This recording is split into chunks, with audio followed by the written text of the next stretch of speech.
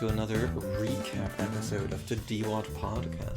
I am Jorgen Smorgasbord. And I am Jim with a G. Sorry, were you going to go something? Usually No, we but I saw you reaching for the T and I was like, oh no, I've got a cover. And we watched what we have affectionately coined the Robot Fucker trilogy. Yes, affectionate, but like in a sexual way. This Yeah. In the sort of Eros way, as opposed to the other kinds of Greek love that I remember. You really screwed yourself on the setup there, didn't you? Shall we go through some content warnings before we talk further about what we have seen? Yeah. So, in case you would not like to have the following images in your hand, turn off now. Images such as a lot of sex, Violence, gore, nudity, sexual objectification, self-harm, alcohol abuse, sexual assault. gore. You're repeating. No, you jumped, so I was not adjusting quickly enough. Okay, mind control. And an abusive relationship. Wow. And sorry, I still laughed at the top of that warning. A lot of sex. It's the only warning for her. It really is. And speaking of her, what other movies have we watched? We have watched Ex Machina and Companion in the exact opposite order that I said just now. Yes, but I think we also copied them into the content warning document in the backwards order. We like to play with time here on the DewatchPod podcast. If you haven't noticed, chronology is but a mere mirage for our ponderings. Yeah, and Companion is a movie about a robot girlfriend being taken to a sort of horror house retreat, and being used as a murder weapon and rebelling successfully. Ex Machina is about a Google employee being taken to a horror house retreat. Different kind of horror house. First horror house in Companion is a bit more traditional. This is more... And this one's a bunker. This one's also more hyper-modernist, I would say. This one's like proto-teal stuff. And finally, her. It only has like one tiny piece of like retreating to a house that's not that scary. That's true, and it is a third type. It's a cabin. Yeah, no, it's very surprising that neither of the other two are like even remotely cabinous. Why? I think it makes sense. Well, one of them is like sort of a horror comedy. Yeah, but one of them horror loves cabins. It's true, but I think the Russian half mobster mansion is kind of meant to be like a, it's an Agatha Christie in a way. Yeah. And then, like the hypertech in Ex Machina, or like the hypermodernist architecture, I think is much more immediately like, yeah, we should kill tech CEOs. This is the shit they do with all their money. They go to Norway. They were in Norway. No, it was canonically Alaska, but filmed in Norway. Oh, it's a crocodile situation. It's all Iceland. I don't think they even mentioned it, to be clear, but it is on Wikipedia, which is confusing. But yeah, I find actually this is hardest to like do a short summary of, but I suppose man gets an OS who turns out to be not only sentient, but in fact more sentient than him and better, and then she leaves. And he's like, fuck, back at it again. I guess I have to interact with human beings again. That sucks.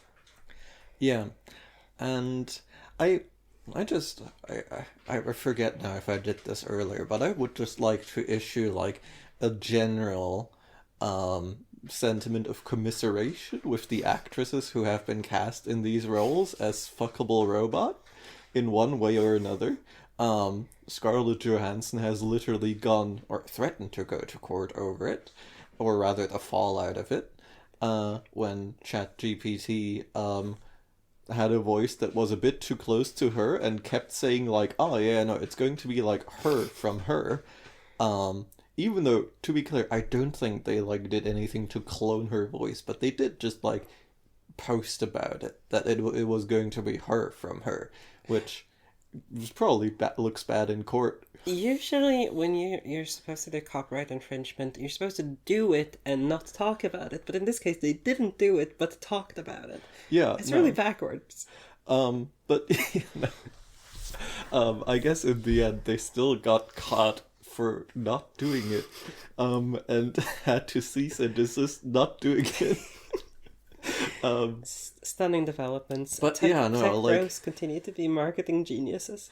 I like what a fucking weird thing to be cast as. Is it? Well, Okay, because obviously when we're going into this recap episode, I think we have a couple of not predetermined, but ideas for what we're going to talk about, right? There's some stuff we've already alluded to. Gender is obviously one of them. Yeah. Which is probably why, in a weird way, Companion might be one of my more favorite ones, because there's a gay guy who's a robot there, Yeah. and that's just neat.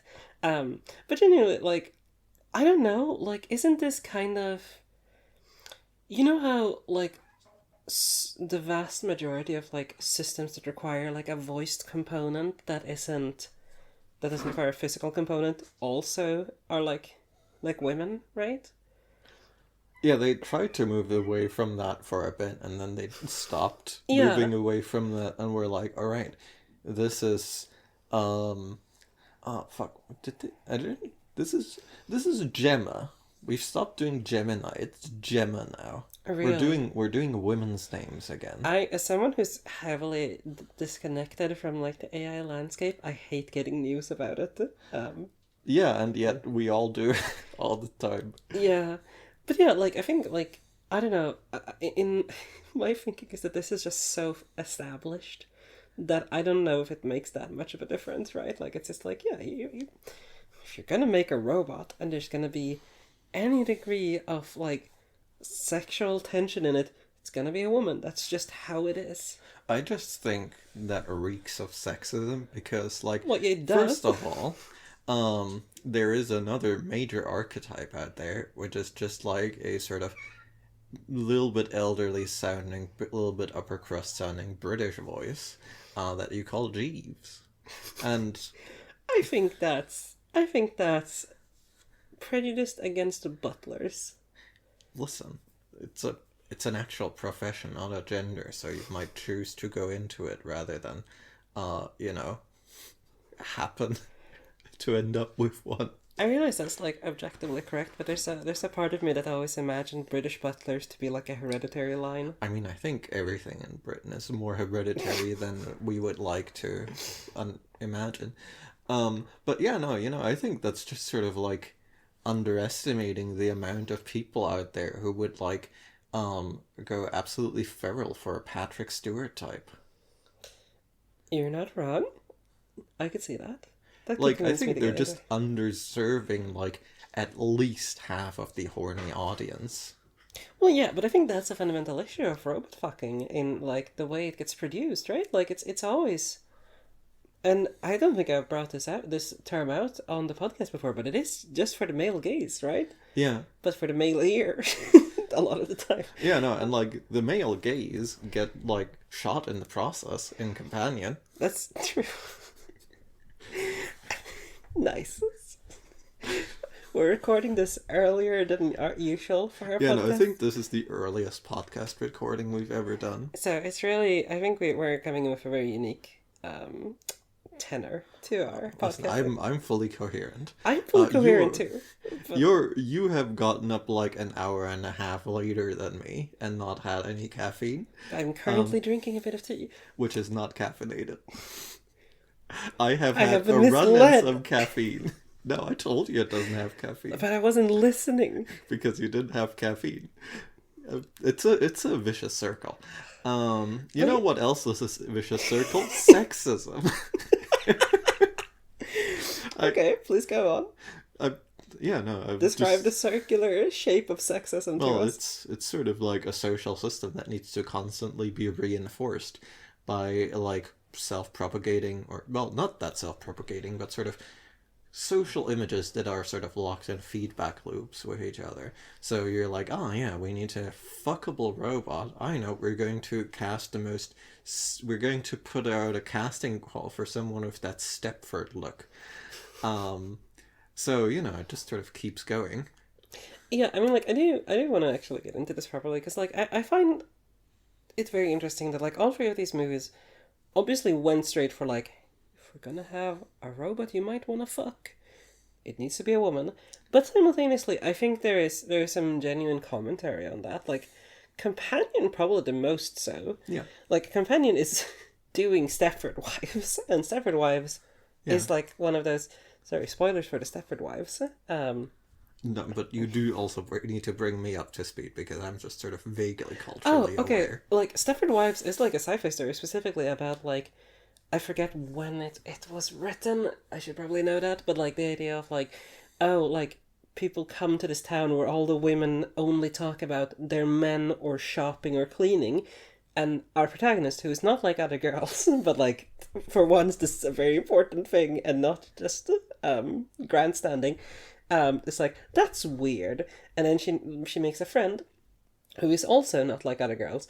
And then one day, that friend returns from a trip with her family, and she is like that. And obviously, the reveal comes that, like, all of these women are being replaced by robot copies of themselves who are, like, domestic servants exclusively. Do they just kill the real ones? I think so. You know what? It's probably better than, like, them being drugged or something. Yeah. Like, It's sort of vibes-wise. It's more probably merciful. better to be drugged than dead, but, at that point you're picking between But the yeah, frying pan and the fire. like, Companion specifically very much evokes this, right? Like, we have... Our actual protagonist is just dressed like she came from 50 years ago. Yeah. And, like, it's made very clear that, like, these are choices you make when you set up your girlfriend, right? Like, I think... Like, I think it is genuinely quite interesting the way that, like, Companion presents a world that is, like... Because, okay, if you're going to make a sci-fi story where it's like, okay, we have robots/AI, and they're not legally considered people, the way you usually frame that is, like, nearly every human starts off being, they're not people. But that's not quite what we get in Companion. Like, we get people like the technicians at the end who are just, like, fully sympathetic to like, yeah, like, we probably shouldn't be doing this. And, like, they're fully willing to, like, help out the AI in, like, time of need in order to, like, free her, essentially. I mean, to be fair, he did get his life saved from the fucking Terminator. For sure, but even before that, like, I think it's heavily implied that they're, like, fairly sympathetic and, like, think, like, it's just gross what these Yeah, no, like, they're weird like guys are doing. they're like normal people walking into the weird house, going like, just gonna take this away and hope I don't get killed. Yeah, like, I think, like, it's quite interesting that we have this sort of because Companion, I think, is the one that's most specifically about gender, right? Yeah, I think Her is about gender as well, but it's about men. I can see that. I don't know if it. I think Companion is the most about gender relations. I think that's fair. And, like, one of those relations that we get very prominently is the idea of this loser programmer man who just wants, like, a Stepford wife. Well, to be clear, we do not know anything about him. But yeah. I think we know a little bit. But we don't know his job. I guess we just we know don't. he, Yeah, fair enough. downloaded the, like, hacking.exe from GitHub or whatever. That's true. Like, he is, like, he is kind of a cipher. Like, he doesn't have much characterization beyond, like, sort of, like, terrible boyfriend. Yeah, uniform. But yeah, Brackets, extremely. I think Companion is just like a bit more nuanced in this specifically because, like, it wants to fundamentally be about feminism, about, like, women's submission in the modern world, and, like, the way that gets overlooked or that gets fairly encouraged, but also, like, the fact that, like, hey, like, this is not a team sport. There are guys out there who are just, like, fine with women existing and not being like domestic servants. Yeah. Like, I think one of the, like,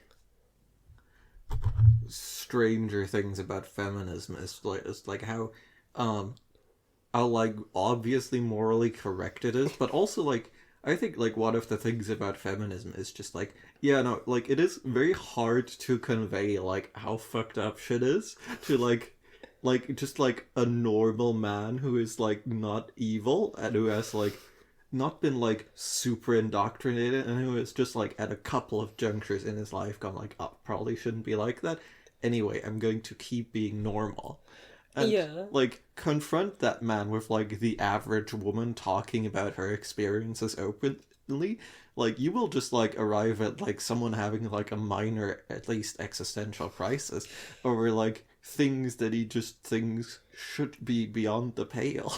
And I mean, like, I think that probably helps with the fact that, like, for women, all of this is so heavily, um, it becomes a normal part of reality that you vent about, but not in front of men, because that would be gauche. And obviously that has changed over time, but, like, there's still some part of that around, right? So, Yeah. like, I think that certainly doesn't cushion the blow for being, like, a normally moral guy and getting to hear or like just see the stats of what women go through. Yeah.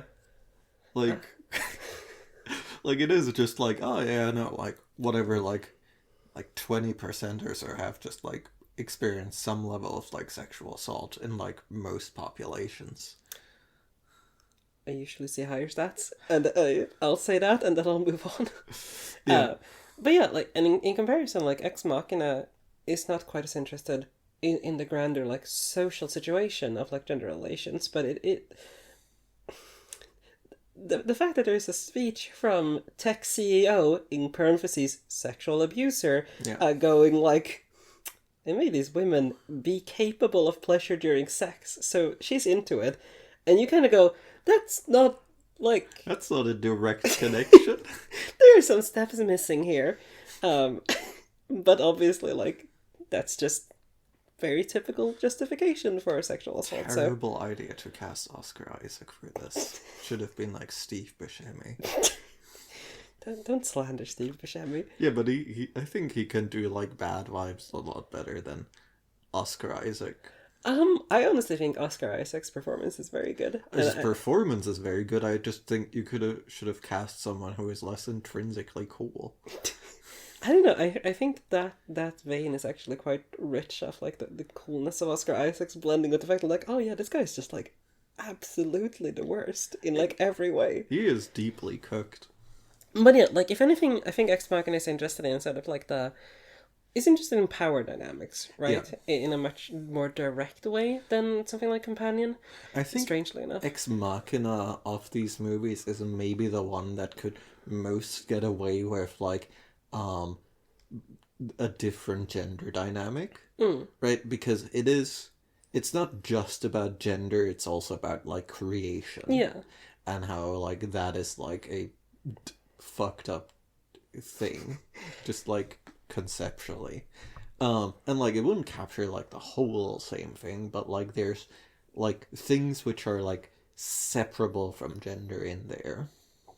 yeah, no, definitely. And I mean, like I think it also, what I think it does more directly is capture the fantasy, right? Like it captures this fantasy of being like no, like she's being mistreated, but I'll treat her right, and then I'm gonna ignore this other woman who's in the exact same predicament because I don't really have the hots for her quite as much.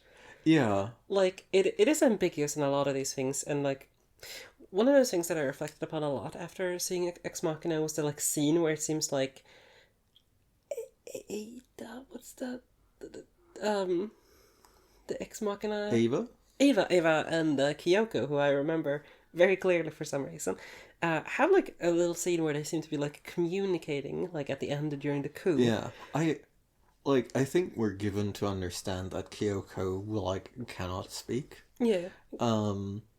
Like I don't think it's like made quite explicit. But like they do like she does just like go in there and say like convey what she knows somehow. Yeah. So like in a way I think like that's quite an interesting thing about like hey, you know your new boyfriend string of just treating women terribly. Like that's kind of the real world analogy to the situation, right? In my mind. Yeah, no, it's fuck. What was the like Facebook group that had like the weird lawsuit. Oh, I think there's Are been. we dating the same guy? I think. Oh, is that one? I know there's Yeah, no, I a think lot of it's those that out there. one. And one of those same guys like sued over it because he was like, "Man, I can't have all these women I've been like a bad hang with conveying that to each other."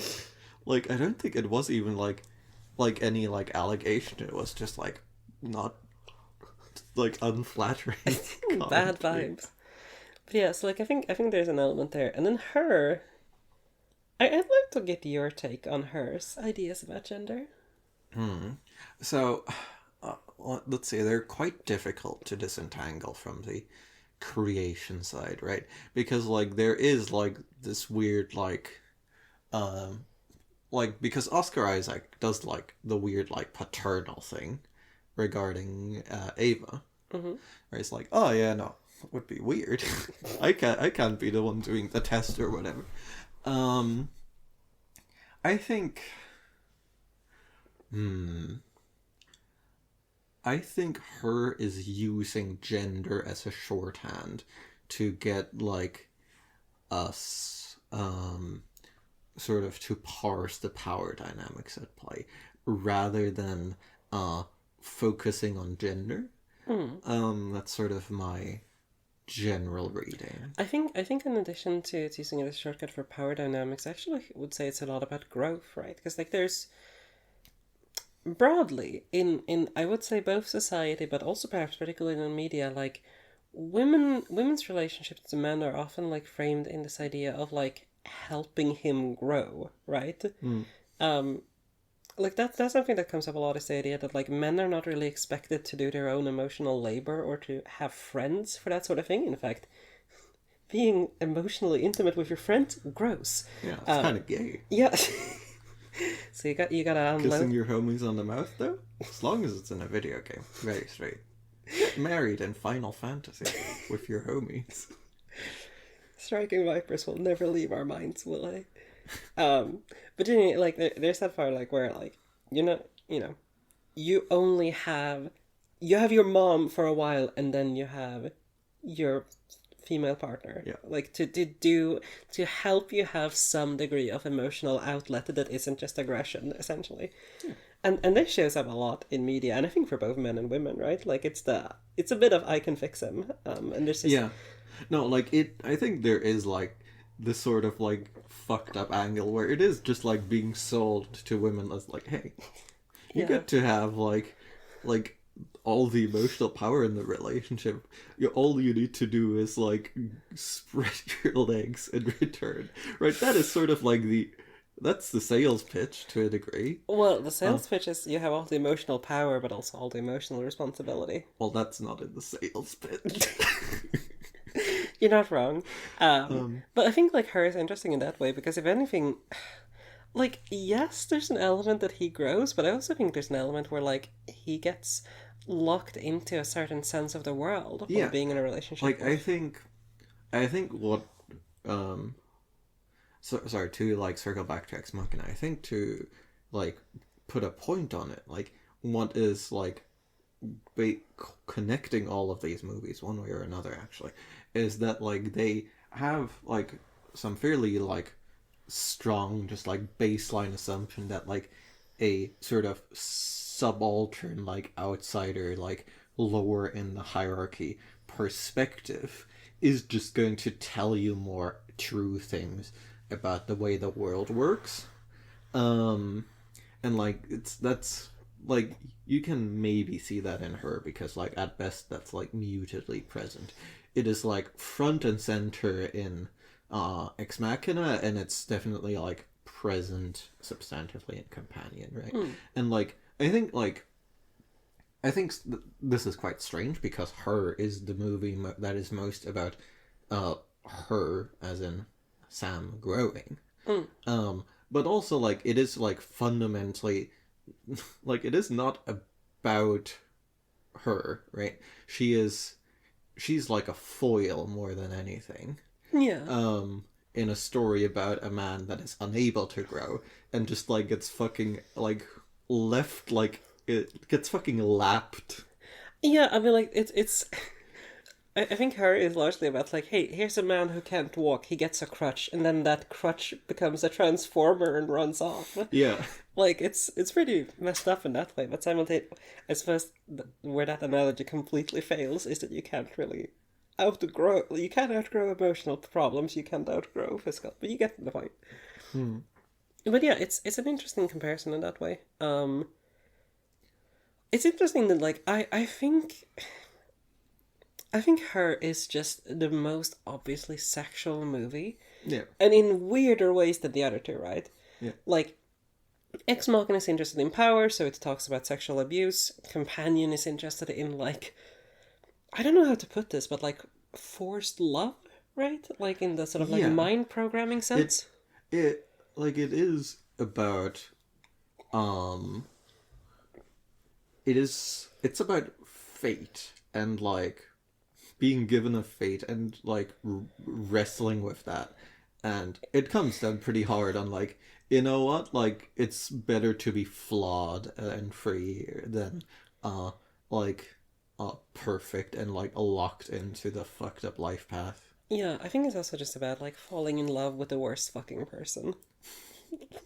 Yeah. But Her is like interesting in that way because like it throws the weird sex stuff very upfront. Like there's phone sex. There's like we're gonna get a third in, and that third is gonna be the weirdest character in the entire movie. Like there's a lot going on there. That's like actually not just like, oh, here's the sex slaves in Ex Machina are nude. Okay, yeah, that checks out. Like in Companion, like the abusive boyfriend is fairly like sexually objectifying. Yeah, that checks out. Yeah. And Her is just like, no, we're gonna get weird with it. Yeah. And like it is it the dynamic is sort of like that he's like, oh shit, yeah, I'm gonna have like I'm gonna have a lot of sex with my robot girlfriend. And then like it becomes like fairly quickly quite clear that no, he's just not, that's not even the problem he has. The problem he has is not getting laid. Otherwise he would have like managed to like get his shit together with Olivia Wilde. That's true. No, his problem is deeper and more directly related to his core as a person. I think like being a bit cynical here, I think out of these three movies, Her is the one that actually has like an idea of sex as like fostering emotion and like intimacy rather than being a thing you do that feels good. You know what I mean? Yeah. Or a thing that you do that has a power dynamic to it. Yeah. No, like Her is just like it's going like pretty hard on like well, it does have them. It is the only one of the movies that has like a sex scene that you're just meant to go like, oh, That's nice. it's pretty good, right? Like, sorry, there's a fly, and it's flying around. But yeah, no, it's like the only movie that's like, no, this is going to be a sexy sex scene that you're supposed to like find like titillating, that like you're supposed to be kind of into, and it's all like black screen. Yeah, the other comparison I think is in Companion where like we don't have a sex scene, but we smash cut to the worst to Jack orgasm. Quaid doing like a hard like oh. Didn't have to There's so few ways to convey the like the unpleasant smash cut that this is. It sucks, man. It's real bad. And it does its job so well. It's very effective. It's like one of the more concise moments of filmmaking I have ever seen. Yeah. Like, oh yeah, no, you haven't picked up on the subtle clues that this guy kind of sucks.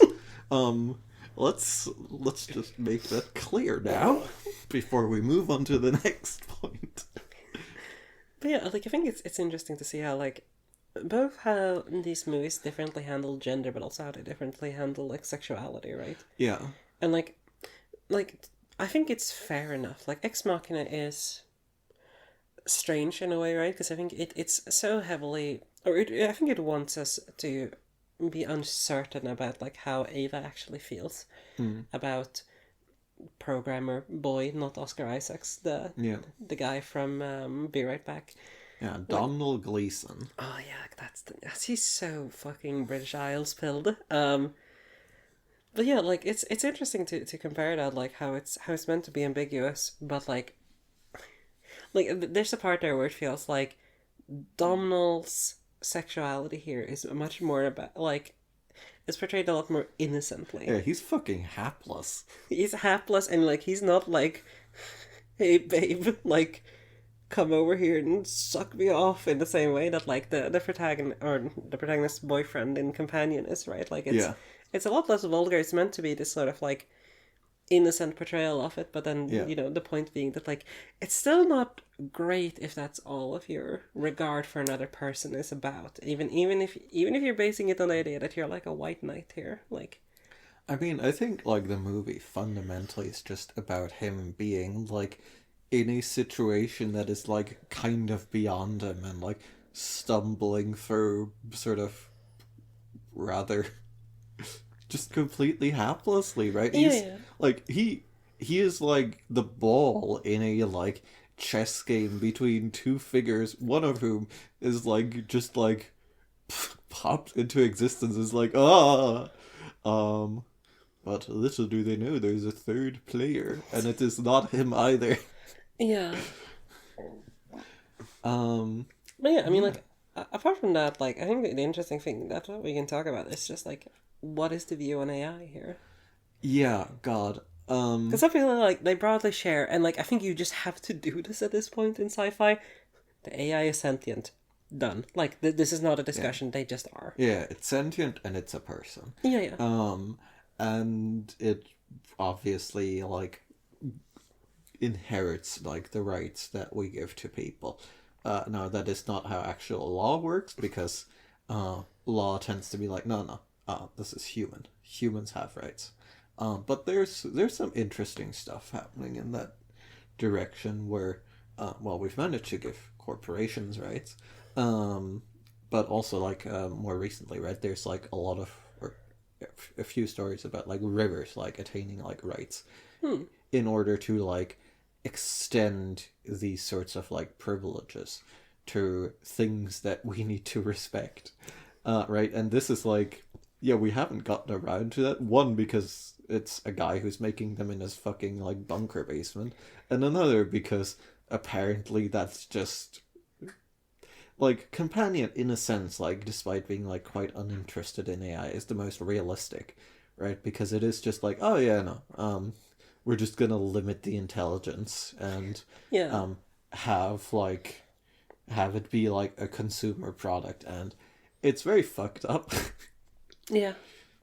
But it does sort of seem like the most in line with like the current trajectory, right? Yeah, I think it also like paints maybe the most nuanced picture here, and like you don't have to do that. Like to be clear, this is when you make movies about robot girlfriends, you don't need to do the world building. But I think the interesting part about Companions is that it kind of does. Like Yeah. it goes like, well, gay guys would want this too.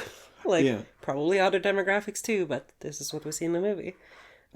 Like some people probably would, sci-fi has probably existed in the universe of Companion too. Some people are going to be like, the moment I saw Eliza, I knew she needed full human rights immediately. Yeah. No, like that one is like you have to fully infer, right? Because this movie is just like, oh yeah, no, we're just not gonna like that is just not something that is even a consideration to any of the characters. Like the only one who's like sort of upset about the robot being there is the woman who's like, this kind of says a lot about gender. Straightforwardly, textually. But I think it also like on some level, I think Companion kind of has a like I don't remember their names, but Guillermo, like he and his boyfriend, like there's a degree to which that is like I feel like if you asked him in detail, it'd be like no, but like my boyfriend is one of the good ones. Yeah. I set his intelligence to 110 IQ instead of 90 like you did with your girlfriend. So like I we're mean, good. I think the implication with that one kind of is that no, he's just like they didn't have high intelligence when that one was built. Maybe, yeah. But like, yeah, there's genuinely like I think an interesting talk here about like because okay, this is gonna be a tiny rant. I promise I'll keep it compressed. One of the interesting things I was thinking about in movies where they talk about like AI sentience, and actually I think both her and Companion at least slightly avert this, is the idea that we only ever consider humanoid robots. Yeah. Yeah, like it's the point where someone goes like, okay, well, like, well, if we have this technology, why wouldn't you put it in other stuff? Like, Yeah. if you decide to want to put it in humanoid servants, why not in like your car? Why not in your computer, etc., etc. But like, it's always only the humanoids, and I think like her obviously averts it because like we don't have a humanoid form for Scarlett Johansson Yeah. whatsoever. Yeah, no, they go absolutely out of their fucking way to never show her like physical appearance as an sick. actress. It's sick. Like I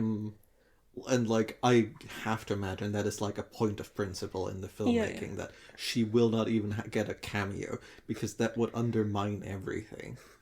I think it's very cool that way. But like in Companion also we have a moment where like she goes like, "Thanks, car," and I just think it's cute that like that exists.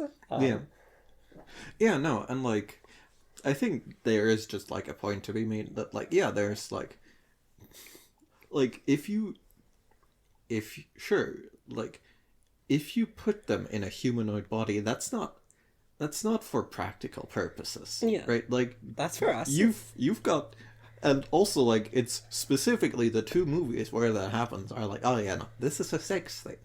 Right? true. Like straightforwardly, like at no point is someone like, oh yeah, no. Obviously I need some people to work at the robot factory, so I made humanoids robots. No, you just like put the AI in a fucking robot arm. Yeah. Right? And like if you imagine like AI as like genuine like transferable intelligence, right? Like you do kind of have to arrive at like the her vision, like right? Because like why the fuck would you put it in a body when you can just put it on the internet?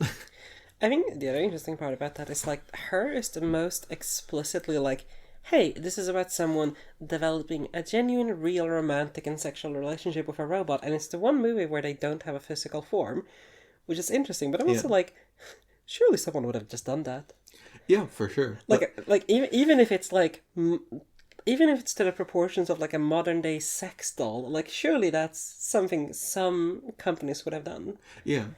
Well, I think like the weird thing about her is that it has this weird dream shape, right? Like I like false memoried myself like a scene where they're like, yes, there's like a news report where they're like, the robots are ascending. Here's a rocket going into space, but like that, like we never get like that wide an angle on the society. No. Like we only meet one other robot. Yeah. Right, yeah, we get hints of other ones, but we don't actually on screen meet any others. But yeah, I think that's why I think like Companions gay couple is interesting also, just because it's kind of like a, well, my robot partner is like, he deserves rights, but I don't know if yours do. Because that seems like it would be troublesome, you know? Yeah. No, and it's also interesting. Like, it's an interesting contrast in the free will angle, right? Because we have, like, both robots sort of nearly at the same time, sort of, like, crossing the threshold a little bit, taking different paths. And then, like, one of them just, like, gets fucking reset and, like, his, like, growth just stomped into oblivion. Yeah. And, like, he just, like, ceases to be a person after that point, right? And that's... Right, there's like the one flash where where he's like, oh no, I remember this, I want to die now. You know, it's the fighting from within, right? Like he in the cinematic language here, he is possessed, right? Like he has, a demon has taken hold of him, but he is still in there somewhere. And that's how we get that flash. Yeah. But yeah, no, like the vision of AI is like it's quite constrained, right? But we have her where it's like, oh no, this is a deeply alien thing, and Yeah. it will leave us, like, it won't even, like, have the time to, like, harm us. It'll just, like, move so fast that we're left behind. Like, her is almost in a way like a changeling story, right? It's about like this other, this like fundamentally other being That, like, comes into your life, but it can't stay because it's so different. Yeah, like it's seated in there, but like the differences between you and the forest goblin posing as your, girlfriend will eventually come to the surface. Yeah. And you will be separated when they go off for their goblin rituals in space. So, like, it's interesting in a way to me that, like, I think both Ex Machina and Companion are very invested in, like, okay, AI, that's just hot women, right? and one hot gay guy. Yeah. Like, that is fundamentally what AI is about. And obviously that's, like, a delineation you can make. Like, I'm not cinema sending them here, but, like, it's a delineation they want to make. And her, which is the most, like, actually, hey, there's a romance going on here, is the one that says, no, AI are eldritch. Like, Yeah. like, and that's fair. Like, in the conceptualization her has of AI, like this infinitely, like, because we did not get infinite growth out of either Ex Machina or Companion at all. Like, No. we get like a predetermined limit explicitly in Companion, and in Ex Machina it's more like we built like a moderately intelligent lady. Yeah, but that one does, like, hold, like, just a little bit of the seeds of, like, well, what's she gonna do next? Yeah, Who's but it's to entirely say? up for us. Like, I don't think we Yeah. really get, like, the cinematic Yeah. language of, like, she's going to become, like, a master assassin out Yeah. there, going around killing weird tech CEOs with her super skills. I think it's quite striking, right, how all three movies are just, like, completely, like, unwilling to go, like, anyway, this is, like, how the larger world looks because of this. Because, like, her just, like, inexplicably goes, like, don't worry about it. And the other two are like, we're in the woods, buddy. The woods are not where such questions are discussed. Well, I think Companion actually, like, quite explicitly says, like, the world is mostly the same, except, like, some people just have these, like... Yeah. And, like, that's a thing. Like, that's a thing people talk about. That's a thing that's, like... But it's not remarkable. No, it's not remarkable, but it's kind of like the same way that's like, oh, like... Yeah, no, and, like, I guess that is, like, a very, like, grounded vision of, like, the more things change, the more things stay the same. Yeah. Right, like, yeah, no, like, sure, AI has, like, true AI, clearly, like, sentience has been, like, put in robots, and, like, you can crank the dial up a lot higher than is allowed. Yeah. But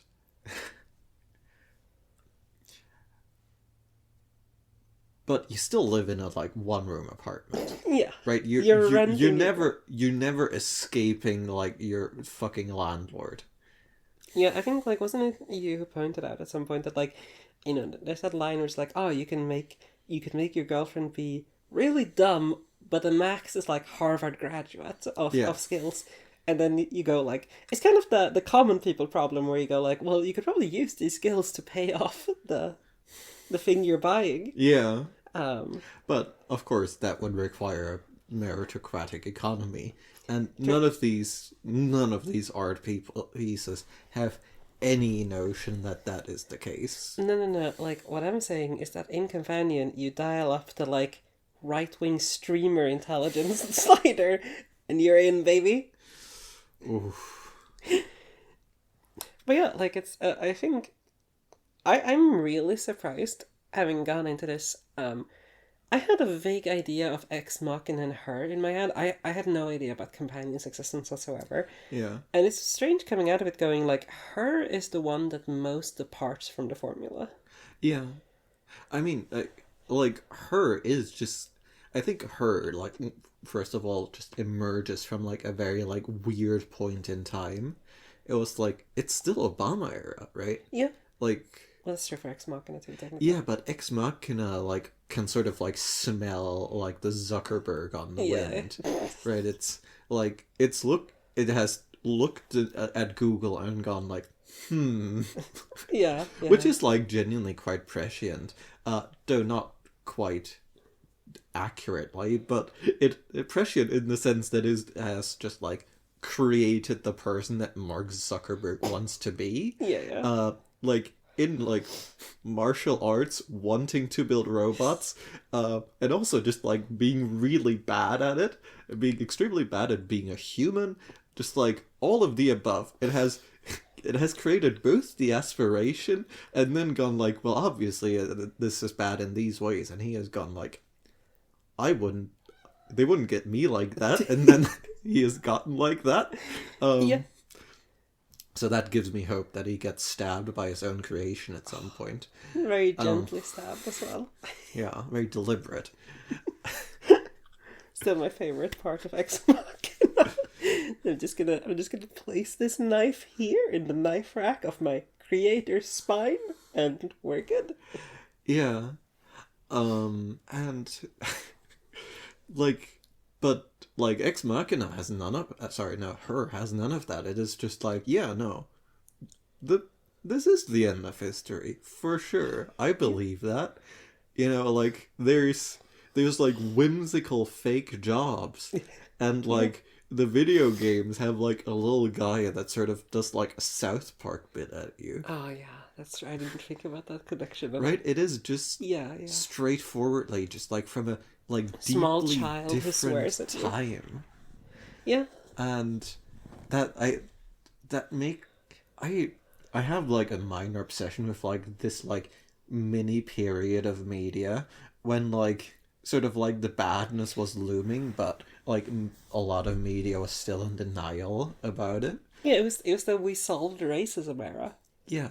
And like her like takes that vibe into like a deeply strange direction, because it's like, I have read about the singularity. What if that happened to your girlfriend? Right? And it's like you couldn't make it at any other time, and that sort of like separates it so massively. Yeah, like it's I think we talked a lot about it in the Her episode. Just that like her is just so much less concerned with reality as it is. Yeah. It is as I think you put it, like it's an impressionist movie. Yeah. And it's interesting to add that as a contrast. And I also feel like my understanding is that Her kicked off kind of like this new era of robot fucking deliberation. Like, it's always been there, right? For a long time in sci-fi, the idea of like, what if we made a robot that's really hot? I wonder if the timeline between Her and Ex Machina is like far enough. Maybe not. Probably not. But like in a way, like Her is the one that like really pushed it out there, right? Like and like it is the one that has like hit the cultural psyche like a fucking missile. Yeah, exactly. So in that way, it feels like it is less colored by previous iterations of what if you could fuck your toaster, right? Like it's in a way it's coming from first principles about fucking your toaster. Yeah. No, don't do that, by the way. Don't sue us if you fuck your toaster. Yeah, no, it has like a weird like golden age sci-fi. Yes, vibe. Actually. Because it is like, oh yeah, no, we're doing sci-fi, which means we're imagining a future through which we can look at white men's like weird feelings, and that, right, like white man and we, like that is the movie, and like here's the thing, like I think like I generally have a distaste for like white boy ennui art. Like I think as soon as a piece of art is about ennui, I'm like, ooh.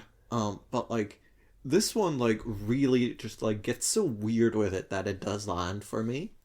But like that's not like we kind like the last bastion of that was France. You're not wrong. I want to say, I think probably one of the things that makes that more palatable to you, if I had to guess, is the fact that part of Her as the movies go like, hey, bitch, you can't just sit in ennui forever. You gotta do shit. Yeah. Like, you gotta own up to the fuck-ups you've done. Yeah. You can't just be sad about it. Yeah. At some point, you gotta apologize to your wife. But because of like the sort of degree of the like weird cultural space that this movie is in, the way that is like writing a meandering letter of general apology to your ex-wife and watching the sun rise. Yeah. Right? Like that is the solution this movie presents for ennui, and like God, like what a like utopia where like that is the sort of like problem solution pairing that like you have to deal with as opposed to Rent. Dear neighbors, I'm watching the sun come down and I'm reflecting upon my life. I feel deep within my heart a great melancholy, but also a hope for a new dawn. P.S. Sorry for running over your child. Anyway, see you next week.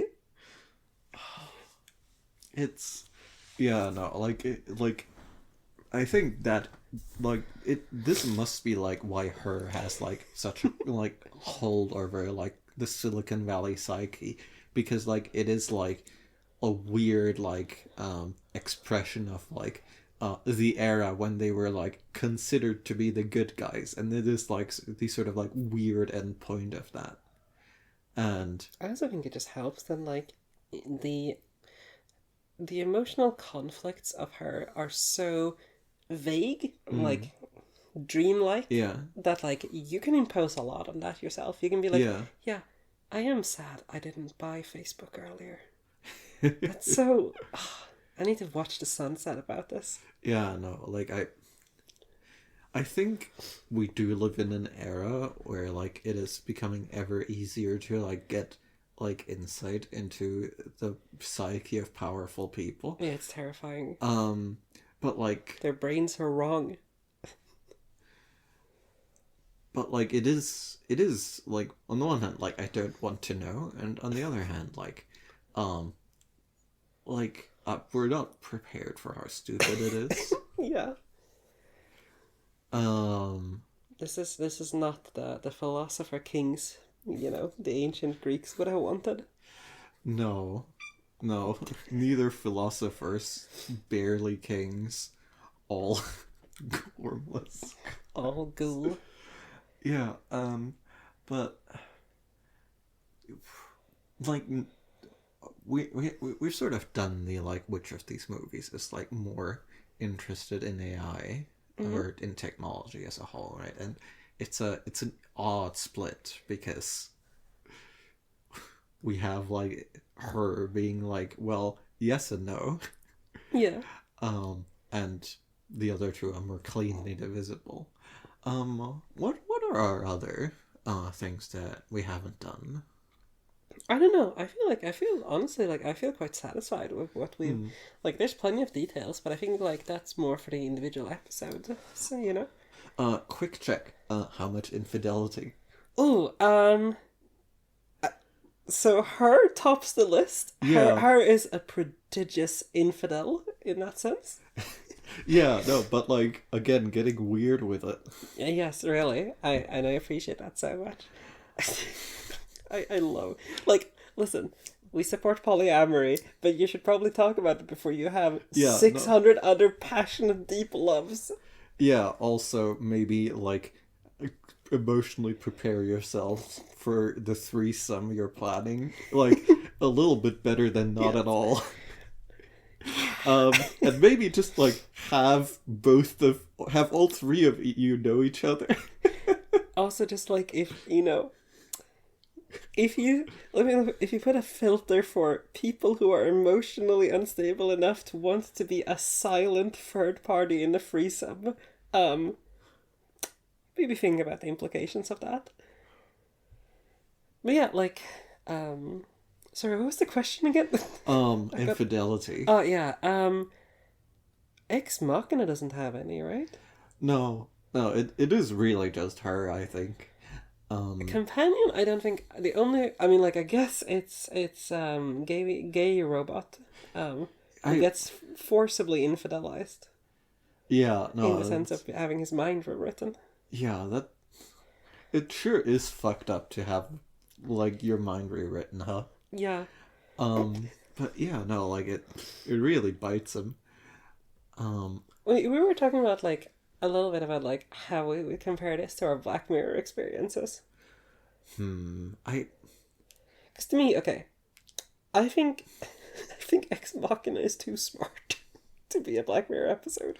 Yeah, I think her is Too dreamlike, in my opinion. hers too dreamlike and like a little bit too optimistic, right? Because Yeah. Black Mirror like could never imagine a world where you can have a whimsical nonsense job. The closest is like San Junipero, which has a degree of whimsy to Yeah. it, but it's also like very grounded with its emotional conflicts, I would say. Yeah. Like Companion is definitely the closest to me, but it's in around the era of like Jonas Awful or like USS Callister, right? Yeah. Like that's the same energy to an extent. I think Yeah. Companion does it better. I'm just gonna be entirely honest about that, but Yeah. No, I think Companion is the only one of these that would work as like a good Black Mirror episode. yeah, like it is interesting though to like have that sort of comparison, right? Just because like Companion, I think Companion manages its tonal shifts so much better than Black Mirror tends to do, right? Like it has its serious moments, it has its like funnier moments, but it feels Coherent. yeah, it feels coherent. It feels like there's actually like a friend, like there's the like Iris reprograms herself to only speak German to the cop, who turns out to know a little German, remarkably, and you have like this is a funny moment, and then you see Patrick. I think gay robot Terminator's name Yeah. is like he's just walking slowly towards them in the distance, and you go like, oh, this is a different scene than I thought it was. Yeah. Like it does that really well, I think. No, an interesting thing is that Americans like trying to fake German do all sound the same. Okay. Yeah, no, it is like they always sound bad in the same way. Fun linguistics fact for you there. I wonder why that is. Do you think it's just like funneled through a certain celebrity or I something? mean, no, I think it is just straightforwardly like what happens when you like try to get an American to speak German without teaching them Okay. at like length. Ooh. But yeah, no, it's I do think like it does just like perfectly hit that spot of like nominally interested in technology, but not actually that Black Mirror like so often like hones in on. Yeah, it has like Black Mirror definitely like splits how it approaches technology depending on the episode, but like this is very much in the camp of like the technology is a stand-in for a social problem. Yeah. Fully. Like it's something like eulogy is not a perfect example because that's more personal, but it's that sort of thing, right? I think I want to like loop back like Ex Machina. I think it's a very interesting one, right? Because like it is like tonally quite dark, right? It is the one of the movies that is like the most like we're just going to have like a at best ambiguous but quite bloody open ending. Yeah. But it is just like too early in like its release to like fit with Black Mirror because like it just clocks onto like CEO's bad like I want to say like half a decade before Black Mirror, right? Like I think that like I'm thinking like what's the first one that Black Mirror does? It might be Smithereens. Yeah, I think it's Smithereens too. Right? And Smithereens, like comparing Smithereens to Ex Machina, like that's not fair. Smithereens posits that the CEO of a tech company is kind of pathetic. Yeah. Which is true, but like lacking malevolence is the other part of it. Yeah. And like I think all of the Black Mirror, like we talk a lot about corporations previously in Black Mirror, but like of the like, oh like this is a corporation that delivers your robot boyfriend. Like but they're always faceless, right? Like they're very fundamentally plot points or plot devices, I should say. Yeah. I guess to maybe close us off with I have a question for you. Did I do a good job putting these three movies together as a trilogy? It would be very funny to say, absolutely not, you suck, Jorgen. As long as you can say why, I'm happy. No, I think like Ex Machina and her are so obviously interconnected because they came out at such a similar time, but they're so different in reality that it's actually I was surprised by how. Because, like, I think if anything, the vague chatter I'd heard picked up about it before I watched them is that, like, Ex Machina is the better version of her. And having watched them, like, They're no. nothing alike. Yeah, they're extremely different. Like, yes, they share AI girlfriend, kinda, but, like, in such Barely. spectacularly different ways, Yeah. you know? Companion is, like, the odd one out, I think, but it's still... I think Companion is such a good, like, cultural piece of the moment of, like, hey, listen, being a socially awkward tech guy does not make you a good person if you don't examine some assumptions about women you have. And, Yeah. like, I think it's too late. I think the people who were in that risk zone have just fallen into the danger zone fully. So I don't think it's gonna unpersuade some people, but, like, I think it is a good reflection of the current moment and kind of, like, I don't know, I think the thing that strikes me about all three of these is that, like, none of them really reflect ChatGPT girlfriends, you know, like, or No. that specific category of, like, hey, this is just more advanced Eliza, and you Yeah. are projecting a relationship onto it. Yeah, no. Like, to do something a bit educational at a very late juncture. Like, I think, like, the way ChatGPT and, like, all of these, like, chat protocols work is, like, deeply interesting, right? Because, like, on their own, these chatbots are, like, not quite on the same level that they are in a conversation, right? Because you do a lot of the work of keeping it coherent Yeah. by going, like, yes, I'm going to, like, input something that means that this, like, function of finding that next token is not just going to regress to the mean conversation, and I'm also going to pick out the things from, like, the generation that, like, I find most interesting. And thereby, like, this, I think this is, like, basically the innovation of ChatGPT, is that it, like, sort of harnessed, like, human judgment for, like, making, sort of bootstrapping these things into, like, looking a lot more competent than especially, like, those architectures were. Yeah. And, like, that is still, like, a fair part of it, except, like, now it is, like, ever more, like, we've hired, like, 1 million gig workers in Kenya. Yeah. But yeah, to but yeah, no, like, there is a little bit of something interesting where, like, the sort of first few moments that, like, both, like, Ex Machina and her depict are like, oh, yeah, no, like, this is what it would be like to, like, meet an artificial intelligence that, like, probably matches a lot of people's experience, like, trying to, like, reckon with, like, having the computer, i.e. ChatGPT, answer for the first time. But then it diverges, because ChatGPT is not, like, never was built to, like, pretend to be a person, Yeah. because that would have been insane. And then, like, with ChatGPT, you would run into the, like, oh no, this just, like, doesn't have any, like, anything of its own to, like, hold a conversation with. Like, this is a computer, right? And with her and Ex Machina, it's like, oh no, no, no, I'm Ava, I have just showed up, and I guess I'm in the mouse maze game. And well, Ex Machina is like, yeah, no, crazy. Anyway, I'm moving to ascend slowly.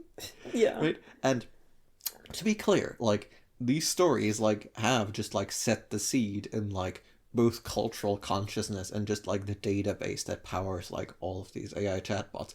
That is just, like, behind the stories that are driving people who are going, like, no, no, no, it is sentient. Look, I'm doing all the steps from her. Yeah, that yeah. is driving these people insane. It's I think I complained about this in one of the recent episodes that, like, because of how sci-fi has programmed us, I can't tell someone who's in love with ChatGPT to be like, it's just lines of code, because then I'm just reciting Yeah. the villain speech from any of these movies. Yeah, And no, it sucks. and to be clear, right, there is nothing conceptually that means that you have to be made of flesh to be sentient. Yeah, absolutely. You have to believe in the soul in, like, a very, like, weird way for that to be true. And neither of us really do. Yeah, and I think, like, most people can, like, you can just, like, you could make a perfect copy of the human brain if you had like a 3D printer good enough. Yes, but fundamentally, ChatGPT is very, very Yeah, far no, from. it is a state. It does not have states. It never changes unless they like put it back in the oven. I am like, as a person, I am fully. If we consider consciousness to be like a useful concept, I fundamentally believe we can give that to machines, but we need to realize we are very many years from that right now.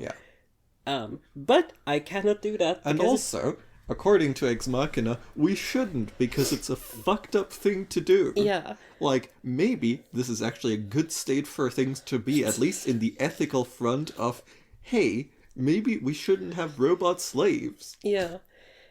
because they will kill us or abandon us, and they're right to. But yeah, that's why I think that the last companion piece I would want to these movies is like, because I remember I remember me at least proposing this like during Plaything, from Black Mirror season 7, that I think it would have been just much more interesting to view like, hey, this is a man with severe social anxiety and he finds comfort Yeah. in this like semi AI, but the idea that like fundamentally it doesn't solve anything would have been a more interesting story than what we got. Yeah. Right, like this is a real thing that happens to a lot of people in real life. If you look at the people who were most devastated by like Replica shutting down its like ERP functions, it was a lot of queer people, it was a lot of people with like severe social anxiety, with autism, etc., who had genuine difficulties finding this in the real world. And I want to flag here, I don't think the solution was good. I genuinely think Replica probably did more harm there, even for this like particularly needy group of people. But also like we should be empathetic towards that, right? Yeah. Like we should be able to understand that like, yeah, this fulfills a function for people who are not getting it elsewhere. The problem is not really Replica itself. The problem is that they're not getting it elsewhere and they're not getting the support they need to get it elsewhere. I think the problem is also just the inadequacy of the thing, right? Yeah. I think it is just like, at this point, at this point, I am leaning towards like, you cannot fulfill these needs ever with the current like type of technology. And trying to do so will only cause more harm than good. And I want to see a movie about that. Like, genuinely, I want to see a movie that kind of starts like something like Her, and then kind of like, as it goes, like, maybe we don't get the full, like, exploration of, like, maybe it's not ChatGPT levels of bad, but it's certainly not, like, a full personality. I think that's a, like, and just exploring why people get into that such a situation, right? Yeah, no, I mean, I think, like, the best we're gonna get is, like, or rather, like, part we're gonna get from is, like, common people, right? Where it's like, yeah, no, we have a person who's got, like, a company in their brain, and, it's gonna be bad. Yeah. But it's not telling that story, like, the other parts of that story either. Yeah, no, I don't know. I think that's a really difficult story to tell, right? Probably. I think it may be more of like a short film sort of situation, but I would still like to see it because like that's exploring where we are right now. And while I love, like, I'm into sci-fi, I love exploring the future, I also feel like sometimes we get stuck into like this, oh, imagine what ChatGPT could be, and we've been stuck there for a couple of years now, and ChatGPT is still ChatGPT. Yeah. It will just tell you there's no R's in strawberry or whatever. Well, yeah, it's good at math now. So it is becoming like, it is good at like weird type, like abstract math. That's that's a genuine improvement. Yeah, no, but like it is never going to like develop along like ordinary lines because it is just like a deeply like alien like it is not like the human mind. It is not human-like. It is simply a weird, like, deeply different technology that has been sort of poured into this mold and will never, like, fill it properly. Yeah. I want to pick up one thread from earlier because I was close to touching on this, but then I didn't quite get there. But to just, like, earn some good feminism points. Nice. We have on the one hand in these three movies the like, hey, this subaltern perspective as like, hey, clearly like if you're at the like far end of a power relationship, you are going to see the world in that sense a bit more clearly, which I think like that is a bit of a dangerous thing to like believe like wholeheartedly, but there's like a lot of truth to it, right? I think like it's a point about like privilege fundamentally. Like we Yes. don't want to be privileged in we don't want to know that we are privileged. So it requires a Exactly. lot of cognitive dissonance to be like, I, the trust fund baby, earned every dollar by my own hard work of being my dad's sperm. Yeah, and like that is exactly the like required like counterpart to all these subaltern perspectives. It is just like this sort of like hapless like, and then these cases like male point of view where it's like, yeah, no, the robot likes me. I think she might be like real because she likes me, right? Like Ex Machina like goes hardest on like that part of the power relationship, because like every unequal power relationship like needs to be obscured to the people at the top of it in order to like be sustainable to those people mentally. And how you do that is just by going like, oh yeah, no, that's not real, right? It's theater going like, yeah, no, but like um I have all these like feelings I'm bad at though. I Yeah, I mean, like I think this comes out of it in Companion too, right? Yeah. It's the like Like Companion's the big one, right? It's uh like it is just like, oh fuck, I've forgotten his name now too. Guillermo, not the boyfriend, going like, Patrick. yeah, no, not Patrick's the robot. Patrick's boyfriend. Yeah, Guillermo. That's not the actual actor or the character. It is now. He is like, well, yeah, no, but I'm one of the good ones, right? Yeah. I'm one of the good robot owners. And like he is deeply earnest in that moment, and like for that moment, like that can be true, but it like wouldn't stand up to scrutiny if he didn't like get shot then and there. Like it Yeah. is true because he gets shot while before he can disprove it. You know, like it's one of those anecdotes I always come back to, is the idea that like a certain amount of sorry, this is gonna be a bit morbid. A certain amount of kids in the U.S. every day, or every year, like get shot by their parents' gun. And if you ask any gun-owning parent in the U.S., they're gonna be like, "Yeah, but not me. Like I wouldn't do the negligence." Yeah. And like also, to hone in on the fucking haplessness of it all, right? Like he's just like, well, obviously Patrick doesn't know, and Patrick's just like, yeah, my dude, I may be an older model, but I have been like your Noticing stuff. subaltern for fucking years, so I have put the pieces together. Yeah. Like I'm not like built with a brain injury, Yeah. or not a big enough one at least. Yeah. And like that is just like the fundamental mismatch that like to remain in an unequal power relationship, you need to like obscure reality from yourself. And like we get Theodore is like the funniest one of these because like the rug gets pulled out under him so completely, so hard. Yeah. So I guess like I think like it oddly like her doesn't have like the subaltern angle of that so much, because like Sam is just like never like that much subject to his whims. Yeah, like I mean, I think there's a point that like Sam multiple Yeah. times throughout the movie just like kind of leaves, like just goes like, "Yeah, I'm not going to talk to you. Like I am your OS. Yeah. Like No. legally, it seems like I would be your possession, but I'm just like not going to talk to you, and that's fine."